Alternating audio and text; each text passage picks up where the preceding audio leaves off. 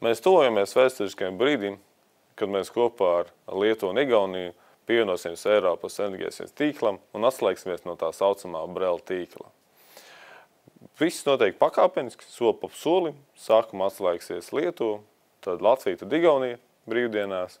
Sistēma operatori tam ir gatavi, mēs vairāk kārt pārunājuši, gan Baltijas līmenī, lai viss notiktu tā, ka mēs ikdienā pat to nepamanītu.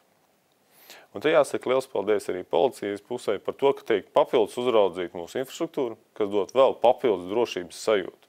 Te noteikti jāsaka vēlreiz liels paldies policijai mūsu. Lai nodrošinātu drošību pie kritiskās infrastruktūras objektiem, valsts policija cieši sadarbojās ar šo objektu atbildīgajiem par drošību, ar valsts drošības dienas, pašvaldības policijām, protams arī ar nacionālajiem bruņotiem spēkiem, zemesardzi. Ikdienā mēs plānojam un veicam attiecīgus pasākumus un esam gatavi rēģēt to, lai nodrošinātu drošību pie kritiskās infrastruktūras objektiem. Mūsu darbs jūsu drošībai. Paldies par jūsu darbu, paldies, ka jūs papildus uzraudzīsies šajos brīžos, kad mēs atslēdzamies, un liels paldies par to, ka jūs uzraugat viņu katru dienu, lai mūsu ikdiena būtu droša, stabila. Paldies!